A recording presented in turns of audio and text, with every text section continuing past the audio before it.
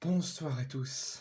Malgré la reprise des championnats nationaux qui vont nous faire très plaisir à regarder et à reprendre après plus de 2 mois d'arrêt suite donc à l'été, à la fin de la saison, la reprise des championnats d'Europe, la Ligue des Champions, la Ligue Europa Conférence, la reprise des championnats de France avec notre chère Ligue 1, Ligue 2, avec Auxerre qui est descendu qui est descendu l'année dernière, avec Troyes, avec Ajaccio qui vont essayer de faire une meilleure saison en Ligue 2 et pourquoi pas remonter dès cette saison.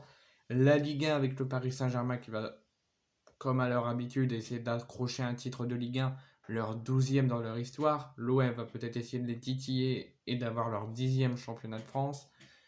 Enfin, on va encore avoir une saison pleine de surprises, plein de jeux, plein d'envie et plein de plaisir. Où il y aura plein d'objectifs, plein de sensations, plein d'intensité, plein de tension, un petit peu partout.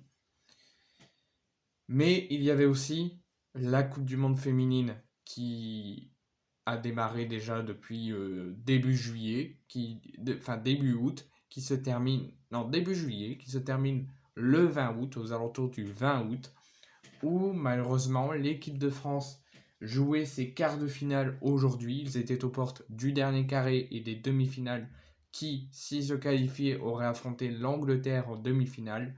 Les Bleus se déplaçaient aujourd'hui en Australie, donc pour recevoir le deuxième pays hôte après l'élimination de la Nouvelle-Zélande, l'Australie, pour comme but de les battre et de rester dans cette Coupe du Monde et se qualifier pour les demi-finales face aux Anglais, face aux Anglaises. L'équipe de France a fait face à une forte domination des Australiennes, à une forte envie des Australiennes d'éliminer les Bleus et de se qualifier. Donc dans ce quart de finale qui a mis en grande difficulté, en grande souffrance les Bleus et qui a globalement été dominé par les Australiennes, mais durant lesquels le match s'est fini en 0-0 à la fin du temps réglementaire et à la fin des prolongations, ça s'est fini tragiquement et cruellement au tir au but où l'équipe de France s'est inclinée malheureusement et donc éliminée aux portes du dernier carré. Et comme sur les 3 années qui ont précédé les Bleus, les filles à chaque fois se faisaient éliminer aux portes des demi, à chaque fois en quart de finale. C'est la 4e année que l'équipe de France féminine est éliminée en quart de finale de la Coupe du Monde féminine. Ils font 0-0, comme je vous l'ai dit, au fin du temps réglementaire et en fin des prolongations. Ils ont été jusqu'au tir au but, où les France a eu un but refusé en prolongation.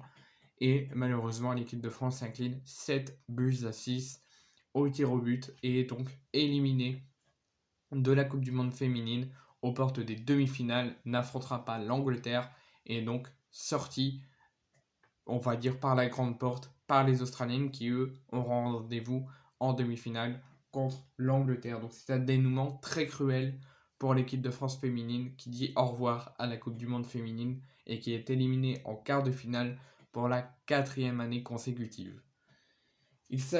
Pour l'équipe de France, il s'agissait en quelque sorte d'un premier rendez-vous vers l'histoire et surtout vers les demi-finales et le dernier carré.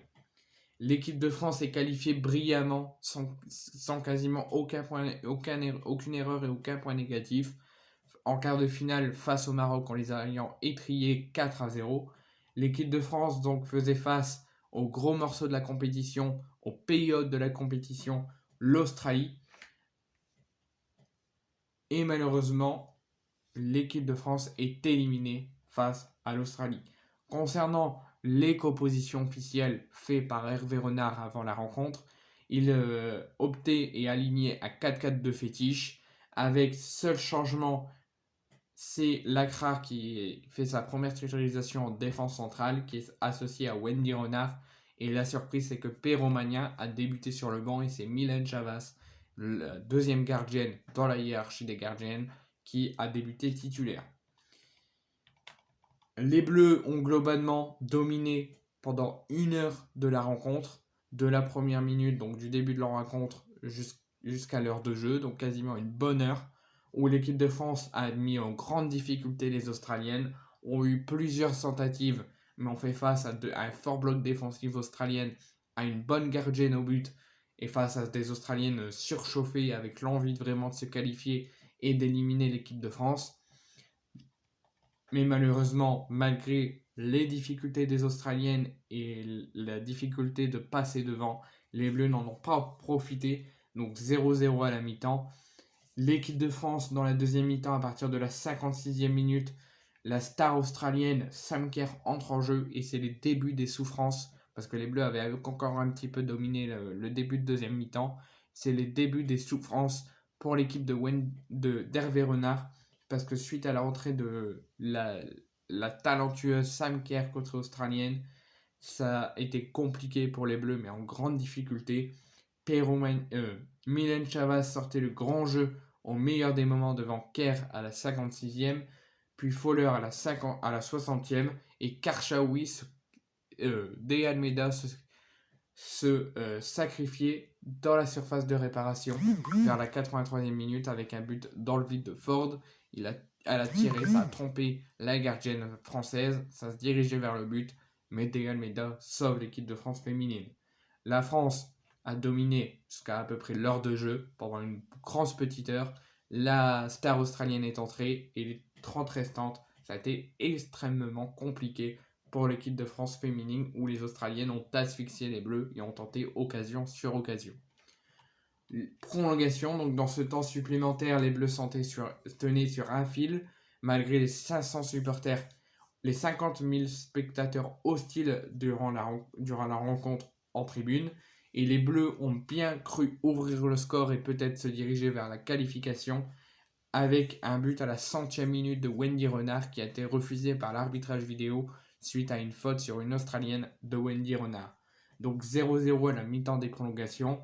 Les Bleus continuent à tout tenter et à mettre la pression sur les Australiennes et à dominer les Australiennes pour essayer dans les prolongations de s'imposer et d'éviter les tirs au but. Malgré un but refusé, deux petites occasions et un penalty qui n'a pas été sifflé, les Bleus sont toujours tenus en échec et se dirigent vers les penalties.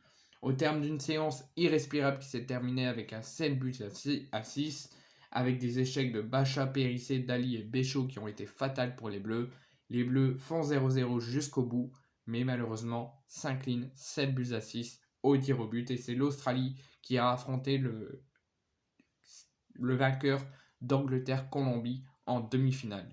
Et les Bleus sont malheureusement tragiquement éliminés de la compétition.